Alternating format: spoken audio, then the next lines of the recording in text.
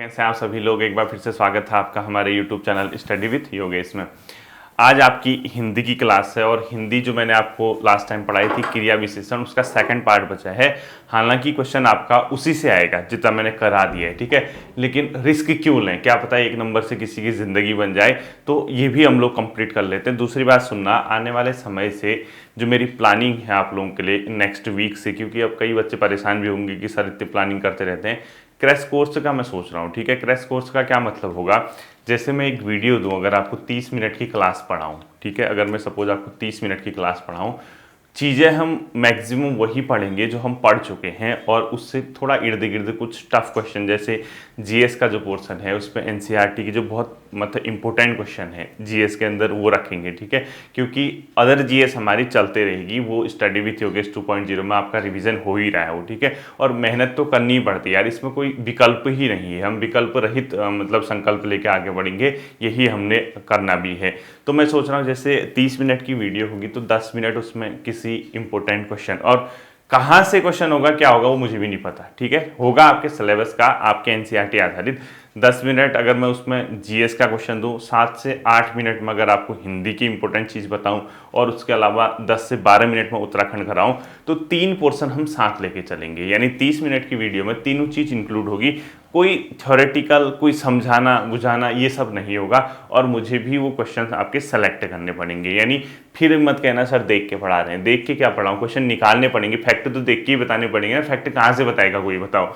Fact को छांटने का काम मेरा होगा। उसके बाद आप लोगों को फैक्ट वो मैं तैयार करने की पूरी कोशिश करूंगा। तो नेक्स्ट वीक से, और जो गहन अध्ययन वाली क्लास है, कई बच्चे अब ये कहेंगे सर गहन अध्ययन की क्लास का क्या होगा। गहन अध्ययन की क्लास का मैं बता देता हूँ आपको, वो भी चलेगा आपकी, ठीक है। वीक में हो सकता है 2 क्लासेज ही आए उसकी, जो भी एक सब्जेक्ट है हम डीप लेके चलेंगे। यानी जैसे अब ज्योग्राफी खत्म होने वाली है, तो मैं सोच रहा हूँ कि एक बार ज्योग्राफी वाला पोर्शन एंड कर दें, साथ साथ ही इकोनॉमी यानी मॉडर्न हिस्ट्री और इकोनॉमी का जो गहन अध्ययन होगा वो लेके चलेंगे। सैटरडे संडे कुछ इस टाइप से, और जब मेरा कभी छुट्टी वगैरह होगी ऑफिस की, उस दिन हम उसको लेके चलेंगे, ठीक है। देखिए, तो आज आपका जो है क्रिया विशेषण का, उससे आगे को हमने देखना। क्रिया विशेषण जो मैंने 4 टाइप के बता रखे हैं उसका अर्थ के आधार पे, उसी से आपका क्वेश्चन बनने की पूरी संभावना रहेगी, वहीं से आपका प्रश्न पूछा जाएगा, ठीक है। इससे आगे हम लोग देखते हैं कि क्या है। देखिए, सेकंड चीज आपका आता है बच्चों, क्रिया विशेषण का प्रयोग के आधार पर कितने प्रकार के होते हैं। तो लिखो क्रिया विशेषण, अगर आपसे क्वेश्चन पूछता है क्रिया विशेषण प्रयोग के आधार पर कितने प्रकार की होती है। प्रयोग यानी उसका कितनी अप्लाई, मतलब कितना उसका एप्लीकेशन अप्लाइड हो रही है, ठीक है। प्रयोग के आधार पर ये बच्चों 3 प्रकार के होते हैं। इनसे भी प्रयोग के आधार पर कितने प्रकार के पूछेगा, 3 प्रकार के होते हैं। और 3 प्रकार के जो नाम है उनका नाम है साधारण, संयोजक और अनुबद्ध, ठीक है। पहला जो होता है साधारण क्रिया विशेषण, साधारण। दूसरा संयोजक, और तीसरा अनुबद्ध। ये 3 प्रकार के क्रिया विशेषण होते हैं। किसके आधार पर, क्रिया विशेषण प्रयोग के आधार पर। अब ध्यान से सुनना, क्वेश्चन पूछेगा तो वो इसी के अराउंड पूछेगा, इसका एग्जाम्पल नहीं पूछेगा। क्योंकि एग्जाम्पल आपका पूछेगा जो स्टार्टिंग हमने पढ़ा था अर्थ के आधार पर, यानी जो हमने कालवाचक पढ़ा, रूपवाचक पढ़ा, वो जो हमने इससे लास्ट क्लास में आपको क्रिया विशेषण कराई थी, वहां का क्वेश्चन पूछेगा। वो ध्यान से समझना उसको, स्थानवाचक, रूपवाचक, कालवाचक और एक और टाइप पढ़ा था, वहां से आपका क्वेश्चन पूछेगा। यहां से अगर क्वेश्चन आता है तो आपको ध्यान रखने की क्रिया विशेषण का प्रयोग के आधार पर कितने प्रकार के होते हैं। अगर क्वेश्चन पूछता है आपने तुरंत बता देना सर 3 प्रकार का होता है। दूसरा क्वेश्चन पूछेगा इनमें से कौन सा एक क्रिया विशेषण प्रयोग के आधार पर, उसका मीनिंग नहीं बताता, यानी कौन सा प्रयोग के आधार पर क्रिया विशेषण का रूप नहीं है। 3 तो ये दे देगा, साधारण, संयोजक, अनुबद्ध, और चौथा ऑप्शन दे देगा रूपवाचक क्रिया विशेषण, ठीक है। तो अगर एक बाई चांस सपोज आप पेपर आज ही के दिन गए हैं, यानी आज आपका पेपर था और आप पेपर में बैठने चले गए और क्वेश्चन आ गया इनमें से कौन सा है क्रिया विशेषण का रूप प्रयोग के आधार पर नहीं है। ऑप्शन आ गया साधारण क्रिया विशेषण, संयोजक क्रिया विशेषण, अनुबद्ध क्रिया विशेषण और रूपवाचक क्रिया विशेषण। तो बताइए कितने छात्र ऐसे हैं। ईमानदारी से उस पेपर की देखिए, इमेज बनाइए अपने माइंड में। जैसे क्वेश्चन आता है 4 ऑप्शन दिखते हैं, वो तुरंत अपने माइंड में बताइए कैसा लिखा रहता है। उसके आधार पे ये बताइए कितने छात्र जो इस क्वेश्चन का तुरंत आंसर बता पाते। मुझे लगता है कि 90% तो नहीं बता पाते, 10% बच्चों ने उसको हो सकता है कि पढ़ा हो। ठीक है, तो इसको ध्यान रखना। क्रिया विशेषण प्रयोग के आधार पर 3 प्रकार के होते हैं, साधारण, संयोजक और अनुबद्ध क्रिया विशेषण। अब हम इसको देखते हैं कि ये कैसे वर्क करते हैं। इसके अंदर से नहीं आएगा क्वेश्चन, क्यों? क्योंकि वो तो नॉर्मल है, वो तो खाली सेंटेंस से थोड़ा ना पूछ रहा आपसे। पहला जैसे मैं खाली समझा देता हूँ, ठीक है। साधारण क्रिया विशेषण, पहला कौन सा आएगा? साधारण क्रिया विशेषण। क्रिया विशेषण मतलब जो क्रिया की भी विशेषता बताता है, ध्यान रखना।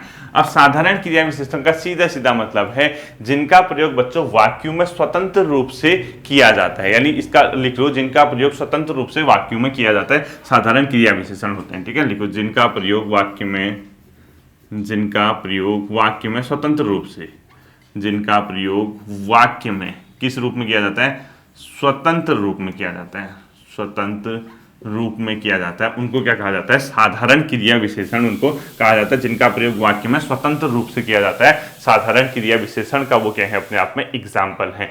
अब आप कहोगे सर इसको कैसे समझें? कई प्रकार के, जैसे एग्जाम्पल से ही आपको मतलब समझ आ जाएगा कि सेंटेंस किस प्रकार के, क्योंकि मैंने आपसे पहले कह दिया कि इसका एग्जाम्पल पेपर में नहीं आने वाला है। ठीक है, जैसे बेटा जल्दी आओ, कोई एक सेंटेंस मैंने लिख दिया, स्वतंत्र रूप से होगा। देखो, बेटा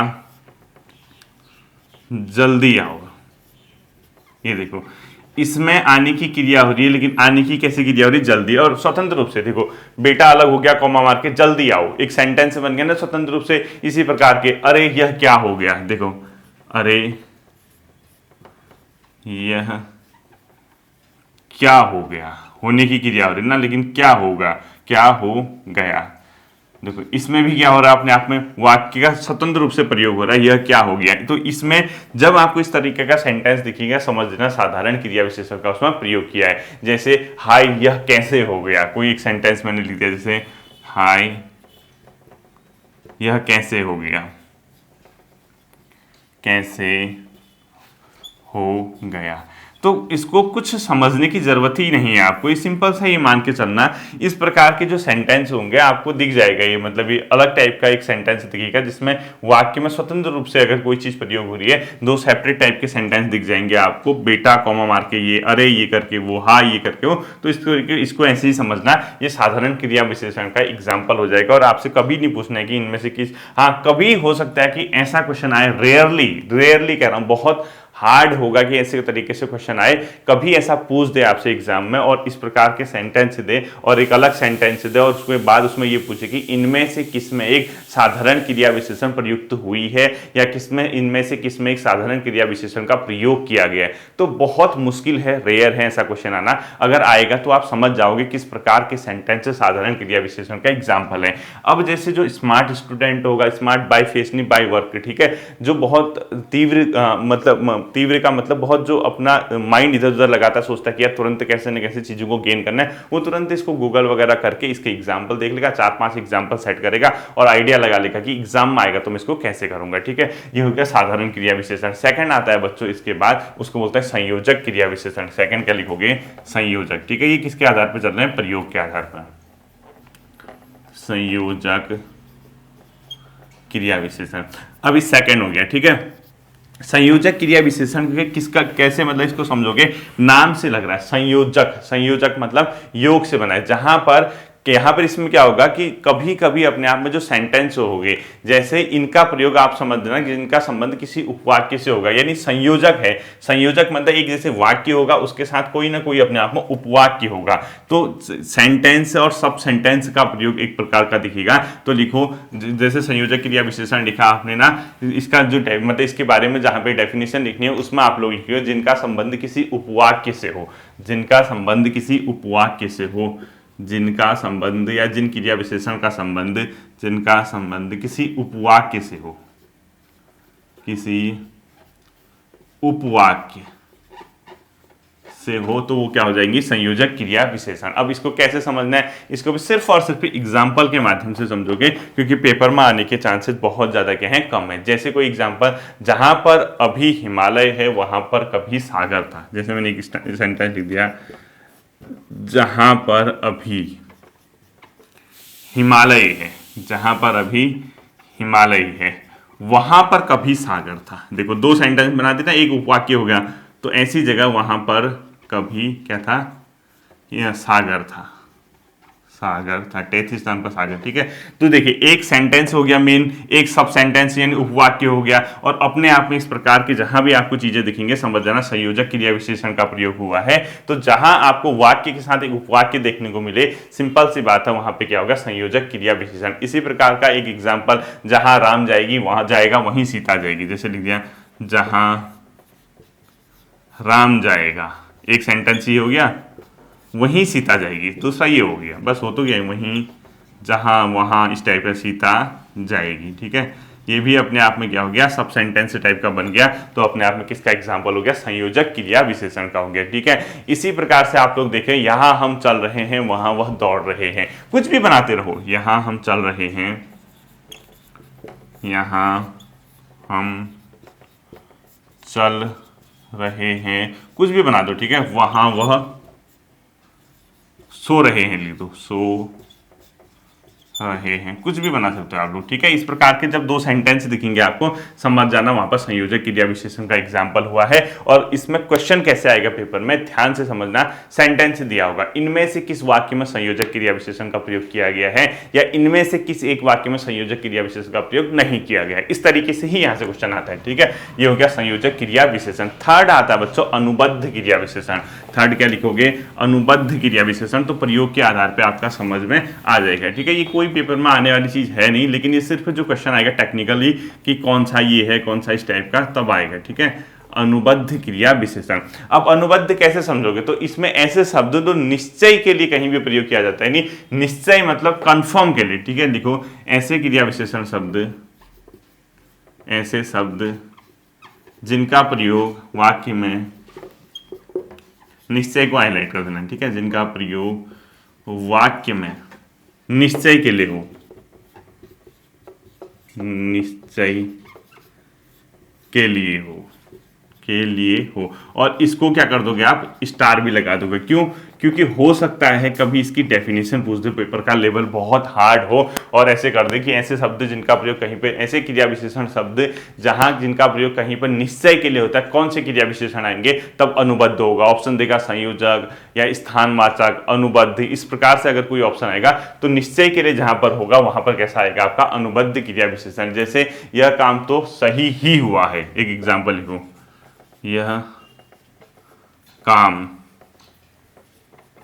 तो सही ही हुआ है, ही को हाईलाइट कर देना। ठीक है, अब देखो इस सेंटेंस को अगर ही को हटा के पढ़ोगे, ही को हटा दो, अब पढ़ो इसको, यह काम तो सही हुआ है, नॉर्मल सेंटेंस लग रहा है, और ही को इसमें जोड़ो, यह काम तो सही ही हुआ है, यानी बहुत ज्यादा कंफर्मेशन मिल गई, निश्चय मिल गया कि हाँ, मतलब एक सपोर्ट मिल गया कि यार वास्तव में सही हुआ है, तो इसी को बोला जाता है क्या, अनुबद्ध क्रिया विशेषण। इसी प्रकार से एक एग्जाम्पल हो सकता है, जैसे उनके जाने, उनके आने भर की देर है, उनके खाने भर की देर है। जैसे देखो, उनके खाने भर को हाईलाइट कर देना। ठीक है, कि देर है। अब इसको सेंटेंस में कैसे समझोगे, देखो भर को हटाओ, उनके खाने की देर है, ठीक है, नॉर्मल है, लेकिन अगर कह दिया उनके खाने भर की देर है, यानी जैसे ही वो खाएगा ये काम हो जाएगा, कहीं ना कहीं निश्चय है ये काम होना। नॉर्मल सेंटेंस हटाओ, भर को हटा के उनके खाने की देर है, ठीक है भाई, खाने की देर है, तो क्या होगा, अगर ऐसा कह दिया कि उनके खाने भर की देर है, तो उस कंडीशन में क्या हो जाएगा कि कहीं ना कहीं सेंटेंस को एक बल मिल जाता है, एक फोर्स मिल जाता है, उस फोर्स के माध्यम से सेंटेंस निश्चय की ओर चला जाता है। ठीक है, तो परेशान मत होना इनके एग्जाम्पल से, कैसा आएगा पेपर में, क्या आएगा, हम कर पाएंगे नहीं कर पाएंगे, जितना मैं बता रहा हूं आपको उस पर ध्यान देना है आपको, और ये जो क्वेश्चन है ये इसी तरीके से आपका पूछा जाएगा। ठीक है, ये हो गया अनुबद्ध क्रिया विशेषण। इसके बाद जो बच्चों सेकंड आता है वो आता है रूप के आधार पर क्रिया विशेषण के भेद। ठीक है, लास्ट है ये रूप के आधार पर। थर्ड हो गया, क्योंकि हिंदी एक गहन अध्ययन, इसीलिए मैंने इसको रखा है रूप के आधार पर। रूप के आधार पर भी कितने भेद होते हैं, इसके 3 भेद होते हैं। ठीक है, और ये हिंदी इसीलिए हफ्ते में एक क्लास रखी है ताकि आपका एक एक जो चीज़ है वो बहुत अच्छे से बने। इसके तुरंत बाद जैसे क्रिया विशेषण है, अलंकार वगैरह मैंने कराए हुए हैं, कहाँ पर, जहाँ पर हिंदी यूके SSS वाला फोल्डर है, तो मैं सोच रहा हूं पहले 2 नंबर जो कंफर्म आते हैं हिंदी साहित्य वाला पोर्शन, जो 2 नंबर कंफर्म आते हैं हमेशा एग्जाम पे, हिंदी साहित्य वाले पोर्शन को इसके बाद स्टार्ट करूं। और हिंदी साहित्य में इस बार हम बहुत सोच समझ के पढ़ेंगे। जब मैंने पिछली बार पढ़ाया था वो मैंने डिलीट कर दिया, उसमें कई मतलब एक प्रकार के बहुत फालतू की चीज़ें थी, जैसे किसी लेखक का जन्म कब हुआ था, ये कहाँ, इस टाइप का नहीं आता है। अब हम सोच समझ के पढ़ेंगे, लेकिन पिछले बार की जो क्लास देखी होगी उनको बहुत फायदा हुआ होगा, उससे क्वेश्चन हमेशा आया, यानी जो अभी तक जितने भी ग्रुप सी के एग्जाम हुए हैं वहीं कहीं ना कहीं वहीं से क्वेश्चन था। और एक जो मैंने बताया था कई चीज़, जब कई एक हमेशा एक पुराने बच्चे समझते होंगे, मैंने एक चीज़ उनसे ये कही थी, एक चीज़ ध्यान देना, अगर आपका सिलेबस का नाम नहीं आता है, कभी अगर आपके किसी ने कोई रचना का ऑप्शन पूछ दिया, इसमें से ये रचना किसने की, ये किसने बनाई, ठीक है, 4 ऑप्शन आए और 3 ऑप्शन सपोज ऐसे आगे जो आपके सिलेबस में नहीं है और एक ही आपका ऑप्शन है सिलेबस में, आपका वही जो सिलेबस में आपका ऑप्शन है वही उसका आंसर होगा, अगर तुक्का लगाना है तो, ठीक है। और ये बैठा भी था, पिछली बार बीपीडीओ के एग्जाम में क्वेश्चन आया था, वो 3 ऑप्शन ऐसे थे आउट ऑफ सिलेबस के थे, रचनाकारों के एक ही था, और वो बच्चों से मैंने कहा था वो कर गए तो सही बैठ गया, उनका होता है कभी कभी, ठीक है। तो देखो विशेष क्रिया विशेषण रूप के आधार पर कितने प्रकार के होते हैं, 3 प्रकार के। पहला बोला जाता है बच्चों मूल क्रिया विशेषण, मूल क्रिया विशेषण, ठीक है, नाम से ही लग रहा है कि मूल है वो, ठीक है। सेकंड जो आता है मूल के बाद वो आता है इसमें स्थानीय क्रिया विशेषण, क्या आता है, स्थानीय। और तीसरा आता है यौगिक क्रिया विशेषण। मूल क्रिया विशेषण सेकंड लिखो, स्थानीय क्रिया विशेषण स्थानीय, और थर्ड लिखोगे यौगिक क्रिया विशेषण, क्या लिखोगे, यौगिक क्रिया विशेषण। तो ये 3 प्रकार के होते हैं, ठीक है, यानी एक स्थान होता है, एक यौगिक होता है, एक मूल क्रिया विशेषण होता है। अब देखना क्वेश्चन कैसा आएगा, रूप के आधार पर क्रिया विशेषण के कितने प्रकार होते हैं, 3 प्रकार। रूप के आधार पर क्रिया विशेषण का इनमें से कौन सा एक प्रकार नहीं है, मूल, स्थानीय, यौगिक, या इससे पहले जो मैंने आपको कराया था अनुबद्ध क्रिया विशेषण। तो आत्मा परमात्मा के पास चले जाए, बेहोश होके आ जाओ, उससे बेहतर ये है कि यहीं पर इसका पूजन कर लिया जाए, यहीं पे इसको समझा दिया जाए, ठीक है। तो मूल क्रिया विशेषण, स्थानीय क्रिया विशेषण, यौगिक क्रिया विशेषण, तीनों ही किसके आधार पे होते हैं, रूप के आधार पे होते हैं, ध्यान रखना, ठीक है। अब पहला जो आता है आपका मूल क्रिया विशेषण, सिंपल सा है, मैंने पहले कहा है आपको मूल, मूल का मतलब होगा कि जो शब्द अपने आप में मूल है, ठीक है, उसके साथ कोई भी अपने आप में प्रत्यय या पद नहीं जुड़ेंगे। देखो ऐसे क्रिया विशेषण शब्द, ऐसे क्रिया विशेषण शब्द जो बिना पद या प्रत्यय के बने हों, जो बिना प्रत्यय मतलब जो वाक्य के अंत में लगते हैं, ऑब्लिक पद के बने हों, तो ऐसे को क्या कहते हैं अपने आप में मूल क्रिया विशेषण। यानी इन शब्दों के पीछे कोई प्रत्यय या पद नहीं लगा होगा, इसको ध्यान में रखना है, ठीक है। तो उसको क्या बोला जाएगा, मूल क्रिया विशेषण बोला जाएगा। अब आप इसको कैसे समझोगे, ये समझना है, जैसे कुछ भी सेंटेंस लिख दो, आपका उसमें प्रत्यय या पद नहीं लगा, जैसे पास, दूर। अब आप कहोगे सर ये पास को हम कैसे माने कि क्रिया विशेषण है, बताया तो था मैंने आपको, पास दूर जो स्टार्टिंग का पहला था ना अर्थ के आधार पर, उसमें क्या बताया था, कालवाचक, जहाँ पे समय होगा, जैसे सुबह शाम, इस टाइप के, या इसका मतलब जो स्थान वाला था, स्थानवाचक, पास, दूर, बाहर, अंदर, ऊपर, ये स्थानवाचक ना, ऐसे ही शब्द होंगे बट उसमें प्रत्यय नहीं लगा होना चाहिए। पास में कहाँ से प्रत्यय लगेगा बताओ, पास, दूर, ऊपर, आज, सदा, कुछ भी बनाओ, ऊपर, आज, आज का मतलब कौन सा था, ये कालवाचक, ठीक है, सदा, कल, ये सब के सब क्या होते हैं, मूल क्रिया विशेषण है। यानी अब ये सेंटेंस जो है आपको कैसे समझना है, ये तुरंत आप इस टाइप के समझ जाओगे कि सर ने स्टार्टिंग वाली जो क्लास थी क्रिया विशेषण की उसमें ये शब्द बताए थे, बट आपको उन्हीं शब्दों का ऐसा रूप देखना है मूल के अंदर। यानी ये अब ये मत कहना सर ये तो जैसे आज है, ये तो आप उसके अंदर भी रखोगे कि इसके कालवाचक, बच्चों वो तो अलग चीज है ना, वो किसके आधार पे, अर्थ के आधार पे है, वो तो होगा ही होगा। शब्द तो क्रिया विशेषण ही है ना, क्रिया विशेषण तो ये भी क्रिया विशेषण, वो भी क्रिया विशेषण, बात तो एक ही है। उसकी कैटेगरी अलग, कैटेगराइज तरीके से, अलग तरीके से उसको हमने कैटेगराइज किया था, उसका तरीका अलग था उसको डिवाइड करने का, उसको सेपरेट करने का, और इसका तरीका अपने आप में क्या है, उससे भिन्न है, ठीक है। मूल क्रिया विशेषण अपने आप में इस प्रकार का हो गया, पास, दूर, ऊपर, आज, यानी इस पर कोई भी प्रत्यय नहीं लगा होगा। तो ध्यान देना, इसमें कभी ऐसे भी क्वेश्चन आ सकता है कि डेफिनेशन के रूप में। सेकंड आता है बच्चों स्थानीय क्रिया विशेषण, क्या लिखोगे, स्थानीय क्रिया विशेषण, स्थान आएगा मतलब स्थानीय, स्थानीय क्रिया विशेषण। ये कैसे समझना है, बिना रूप में बदलाव किए किसी विशेष स्थान पर इसका प्रयोग होगा। तो लिखो बिना रूप में बदलाव किए बिना रूप में, मतलब रूप नहीं बदलेगा, बदलाव किए किसी विशेष स्थान पर इसका क्या होगा, प्रयोग होगा। तो लिख लो किसी विशेष स्थान पर इसका प्रयोग, स्थान बिना रूप में बदलाव किए किसी विशेष स्थान पर इसका प्रयोग, किसी विशेष स्थान पर इसका क्या होगा, प्रयोग होगा। तो इसको क्या बोला जाएगा, स्थानीय क्रिया विशेषण बोला जाएगा।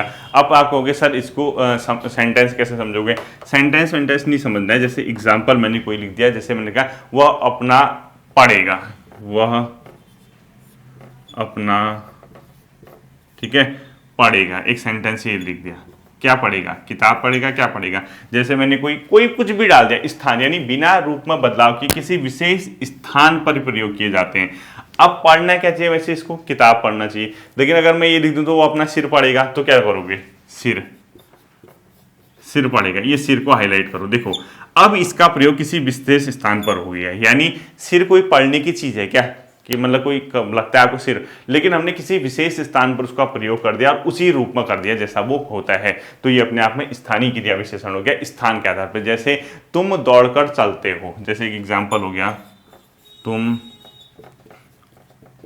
दौड़कर, उल्टे सुल्टे सेंटेंस लगेंगे आपको देखते ही, ठीक है, चलते हो। अब देखो ये सेंटेंस है, इसमें क्या लिखा है, तुम दौड़कर चलते हो। अब ऐसा कभी पॉसिबल है कि कोई दौड़ के चलेगा, ये चलना है तो चलना ही होता है ना। तो ये तुम दौड़कर चलते हो, इसका ये मतलब हो गया कि विशेष स्थान पर कोई शब्द चलने का प्रयोग किया। अब ये तुम दौड़कर हो, दौड़कर क्या करते हो, दौड़कर भागते हो, कुछ इस टाइप का मतलब सेंटेंस है।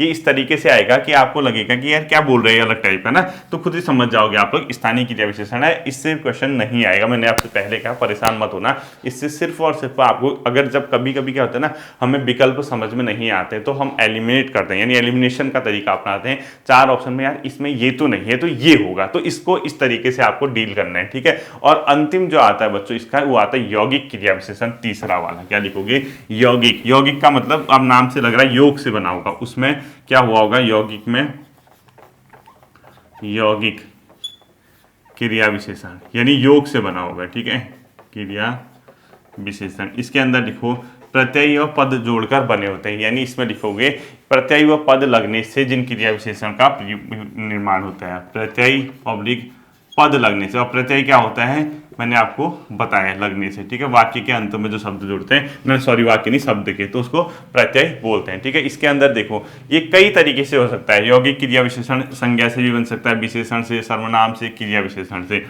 संज्ञा से बनाओ, संज्ञा से, फिर बनाओगे सर्वनाम से, फिर बनाओगे विशेषण से, और फिर बनाओगे क्रिया से। ये 4 तरीके से अपने आप में बन सकते हैं, इसको ध्यान रखना। अब आपको संज्ञा मैंने पढ़ाई हुई है, विशेष सर्वनाम पढ़ाया है, विशेषण पढ़ाया है, क्रिया पढ़ाई, सभी तो पढ़ा रखे हैं। संज्ञा से जैसे आप लोग मैंने लिखा, देखो जैसे रात क्या है, अपने आप में एक संज्ञा है, भर लगा दिया तो क्या हो गया, रात भर, यानी एक प्रत्यय लग गया ना इसमें, तो रात भर कैसा हो गया, ये यौगिक क्रिया विशेषण हो गया। सिंपल सी बात है, ठीक है। इसके अलावा जैसे मैंने कहा प्रेम पूर्वक, प्रेम क्या है, एक संज्ञा है, प्रेम पूर्वक, लेकिन मैंने प्रेम पूर्वक के पीछे क्या लगा दिया, एक प्रत्यय लगा दिया, तो अपने आप में क्या हो गया, प्रेम पूर्वक एक संज्ञा का एग्जाम्पल हो गया, यानी कैसी, यौगिक क्रिया विशेषण का, क्योंकि प्रत्यय या पद लगने से ये अपने आप में बने हैं, ठीक है। इसके अलावा कुछ भी लिख दो, सवेरे लिख दो, सुबह सवेरे, ए प्रत्यय, सवेरे, ठीक है, ये इस प्रकार के आदि, इस कुछ भी बना सकते हो, ठीक है। इसी प्रकार से सर्वनाम से बनते हैं बच्चों, यहाँ वहाँ अब कब इतना, ऐसे सब लिख देना, यहाँ वहाँ अब कब, इस टाइप के जो सेंटेंस मतलब शब्द होंगे वो सर्वनाम से बनते हैं, यानी सिर्फ सर्वनाम वगैरह वाली चीजें आपको देखनी है, ठीक है,